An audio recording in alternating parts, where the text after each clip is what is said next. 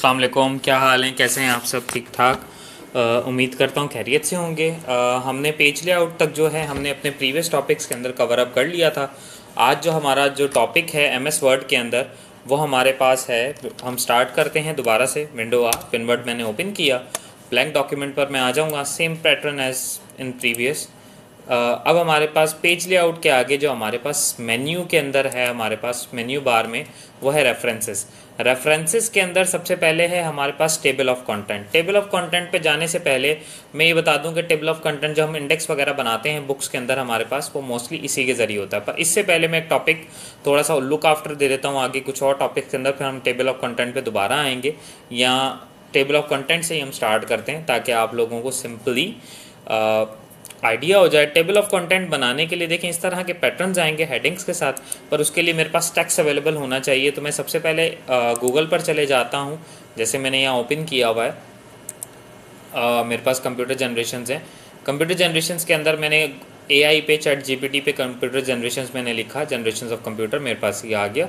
मैं इस टेक्स्ट को पूरा सेलेक्ट कर लेता हूँ। सेलेक्ट करने के बाद मैंने कॉपी किया। कॉपी करने के बाद मैं चले जाऊँगा वर्ड पर। वर्ड पर जाने के बाद मैं इसे यहाँ पेस्ट कर दूंगा। पेस्ट करने के बाद मैं हर एक हेडिंग को इंडिविजुअली अलग अलग पेजेस पे पहले डिवाइड कर रहा हूँ। फॉर सपोज़ ये हमारी हेडिंग्स हैं, या मैं एक से 3 पेजेस पे बनाता हूँ। मैं चाह रहा हूँ कि थर्ड जो है वो भी मैं नेक्स्ट पेज पे ले जाऊँ।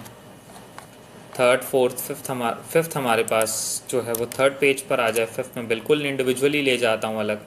फोर्थ के बाद मुझे गैप चाहिए तो मैंने थर्ड के बाद यहाँ स्पेसिंग दी।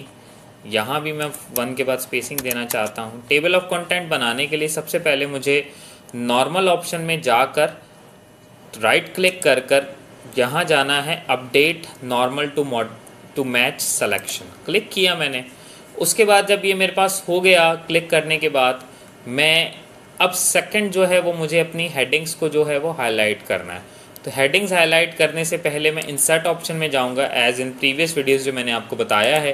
पेज नंबर में जाने के बाद मैं पहले बॉटम ऑफ पेज में जाके मैं पेज नंबर्स दे देता हूं। मेरे पास ये देखें आप नीचे पेज नंबर्स आ गए हैं। मैंने क्लोज़ किया, मेरे पेज नंबर्स अवेलेबल हैं। पेज नंबर्स होने के बाद अब मैं क्या करना चाहता हूँ, मैं चाह रहा हूँ कि इस हेडिंग को मैं हाईलाइट करूं। तो मैंने यहाँ से जाकर, मेरे पास 2 तरीके हैं। एक तरीका मैंने ये लिया।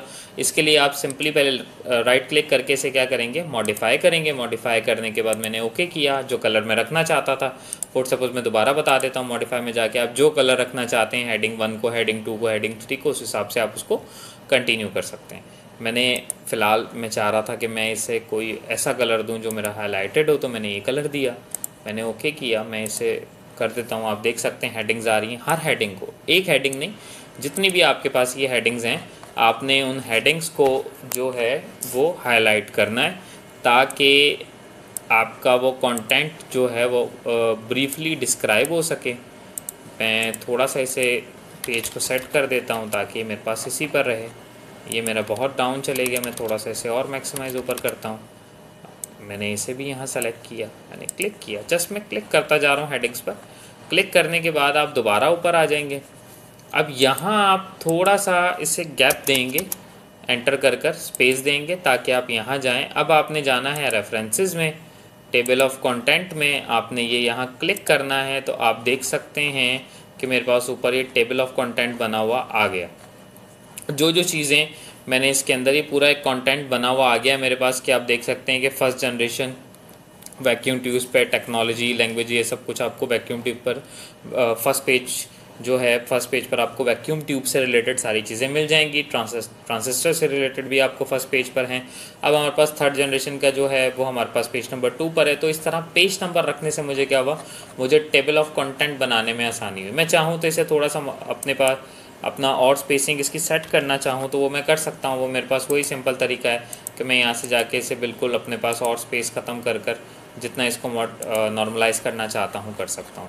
ये सिर्फ एक मैक्सिमाइज़ करके मैंने इसलिए बनाया ताकि मैं आप लोगों को थोड़ा सा उसके हवाले से गाइड कर सकूँ।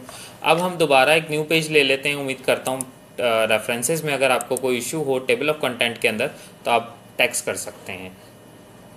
अब मैंने कंट्रोल एन किया, न्यू पेज लिया। न्यू पेज लेने के बाद मैं दोबारा यहाँ आ जाता हूँ रेफरेंसेस में। आगे हमारे पास ऑप्शन है इसी के अंदर वो ये है कि ऐड टेक्स्ट लेवल वन मतलब पहली हेडिंग मेरे पास कलर में आई, उसके बाद एंटर करके मैं जो भी काम करूँगा वो मेरा नॉर्मल राइटिंग में आ रहा है।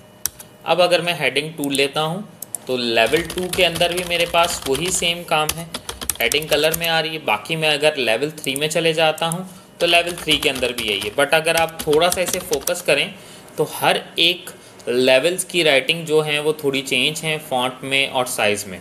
तो ये हमारे पास काम करता है ऐड टेक्स्ट। इस ऐड टेक्स्ट का काम ये है कि आप किसी भी टेक्स्ट को सेलेक्ट कर उसे एज एन हेडिंग आप सिंपली मॉडिफाई कर सकते हैं। मैं इसी को सेलेक्ट कर लेता हूँ, मैं इसी को कंटिन्यू करता हूँ। आगे है हमारे पास इंसर्ट फुटनोट। इंसर्ट फुटनोट का काम क्या है, फॉर सपोज हम जितनी भी बुक्स बनाते हैं उसके ऊपर आपको मैं एक सिंपल सा मैसेज दिखा देता हूँ। जैसे मैंने एक एग्जाम्पल के तौर पर ये मैंने एक पैराग्राफ लिया, वही रैंड कमांड, मैंने ये पैराग्राफ लिया, मैंने कहा ये वर्ड है रीडिंग इज़ ईजियर या सेव टाइम इन वर्ड। इस टेक्स्ट को मैंने सेलेक्ट किया। सबसे पहले आपने सेलेक्ट करना है, सेलेक्ट करने के बाद आप इंसर्ट फुटनोट पे क्लिक करेंगे तो आप देख सकते हैं कि यहाँ जब मैंने यहाँ इसे लिया तो मेरे पास यहाँ 1 का सिंबल बना हुआ आ रहा है। तो ये 1 के सिंबल का काम क्या है कि मेरे पास फुटनोट होता है पेज के लास्ट में नोट्स बनाने के लिए। तो मैंने कहा इस वर्ड की फॉर सपोज एग्जाम्पल मीनिंग है ऑसम, तो अगर मैं जब यहाँ 1 पर लेकर जाऊँगा तो मुझे वो मीनिंग उसकी शो कराएगा। इट्स सो ऑन कि आप इसके ऊपर कितने इंसर्ट फुटनोट्स यूज़ करना चाहते हैं, 2, 3, 4, इट्स ऑन यू। इसी के बाद हमारे पास इंसर्ट फुटनोट और इंसर्ट एंड नोट में डिफरेंशिएट क्या है। फॉर सपोज मैं इस टेक्स्ट को सेलेक्ट कर लेता हूँ, एंड नोट हमेशा मेरा यूज़ होता है आफ्टर पैराग्राफ और इंसर्ट फुटनोट हमेशा मेरे पास यूज़ होता है in the last of page. तो हमारे पास ये दोनों में डिफरेंशिएट है, मतलब पेज के आखिर में सिंपली मेरे पास फुटनोट आ जाएगा। और अगर मैं यहाँ इस पे रखूँ तो पैराग्राफ सेलेक्ट करूँ तो पैराग्राफ के अंदर मेरे पास इंसर्ट एंड नोट आ जाएगा। इसी के साथ हम आगे चले जाते हैं। फॉर सपोज नेक्स्ट फुटनोट, वही next, previous, next endnote, previous endnote, simple चीज़ है। शो नोट जो आपने लास्ट किया होगा उस पर कर्सर लेकर चले जाएगा, वो आपको लास्ट शो आइकन दिखा देगा। इसी को मैं सेलेक्ट कर दोबारा काट देता हूँ। हम इसी को आगे कंटिन्यू करते हैं। मैंने सेलेक्ट किया फॉर सपोज, कंट्रोल ए, मैं डिलीट कर देता हूँ, मेरे काम का नहीं है।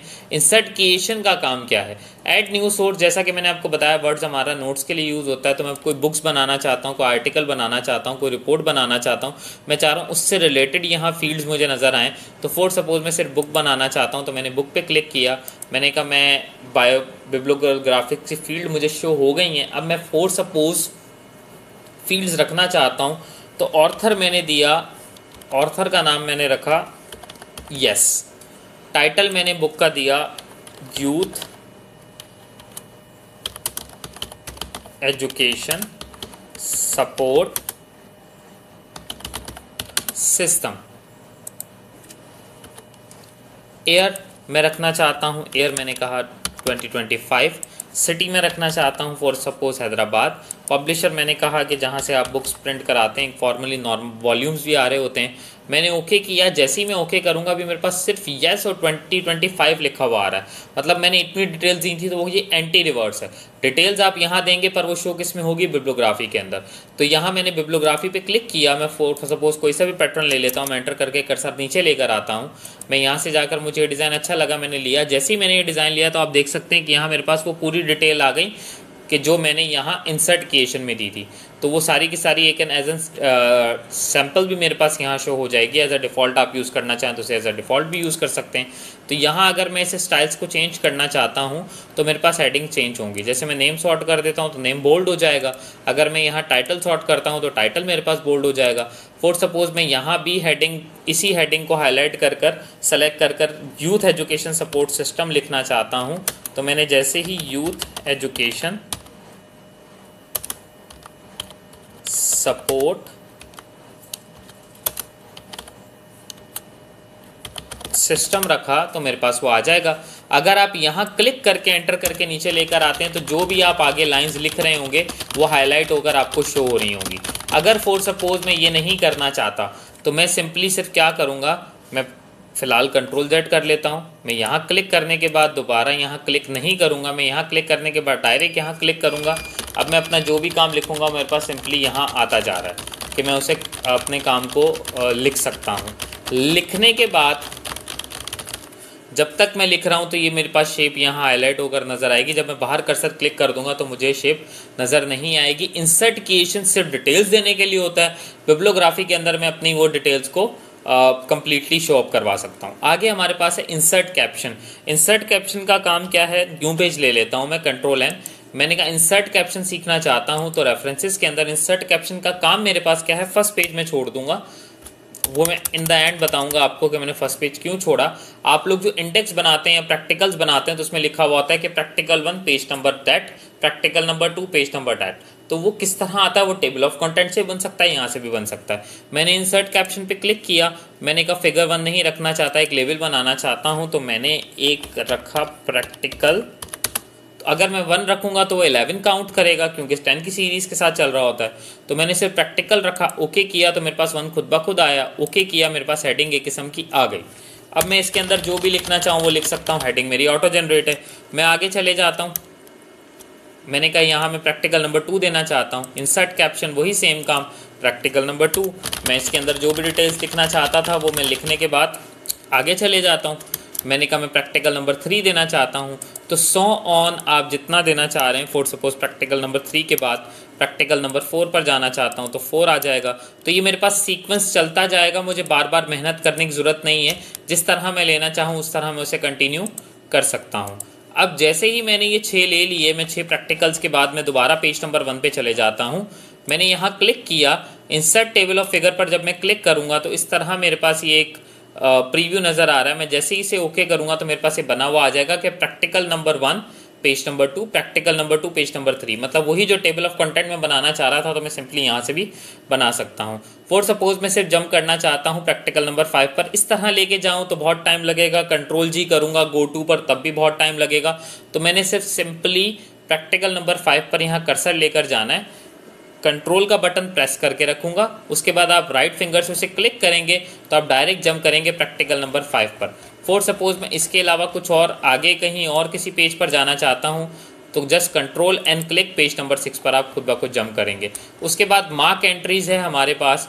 क्रॉस रेफरेंसेस वही है जो बुक मार्क के अंदर मैंने सिखाया था। मार्क एंट्री सिंपली हमारे पास एक एंट्री मार्क करने के लिए होती है। मार्क क्रिएशन वही सेम काम है कि टेक्स्ट सिंपली मैं उसके डिटेल्स में देना चाहूँ तो दे सकता हूँ। ये इंडेक्स और ये दो चीज़ें हमारे पास, मार्क एंट्री और मार्क क्रिएशन, इतना हमारे पास यूजफुल में नहीं आता। 80% वर्ड आपका डिपेंड करता है home insert design page layout पर। रेफरेंसेस हमारी रेफरेंसेस सिंक करने के लिए होती हैं, लिंक करने के लिए होती हैं। मेलिंग और रिव्यू व्यू ये हम आगे नेक्स्ट अपने टॉपिक्स के अंदर कवर अप करेंगे। उम्मीद करता हूँ रेफरेंसेस के अंदर अगर आपको किसी भी तरह का इशू है टेबल ऑफ कंटेंट में, एड टेक्स्ट के अंदर insert footnote, insert endnote या insert creations, bibliography, insert captions, table of figures या इंसर्ट टेबल ऑफ फिगर्स के अंदर किसी भी चीज़ के अंदर अगर कोई भी इशू है आप पूछना चाहते हैं तो आप सिंपली जो है कमेंट कर सकते हैं पेज के ऊपर। हमने जो YouTube का लिंक दिया हुआ है उसमें कमेंट में भी आप पूछ सकते हैं, क्लासरूम के अंदर भी आप पूछ सकते हैं। किसी भी तरह का इशू हो आप उसके अंदर कैरी कर सकते हैं। इन द लास्ट, इस टॉपिक को क्लोज अप और वाइंड अप करने से पहले इस लेक्चर को जो 2 वीक्स आपकी क्लासेस मिस हुई हैं उसके लिए बहुत बहुत माजरत। उम्मीद करता हूँ आप इसी तरह हमारे साथ कंटिन्यू रहेंगे और अपने कोर्स को जो है वो वाइंड अप करने की कोशिश करेंगे। Thank you.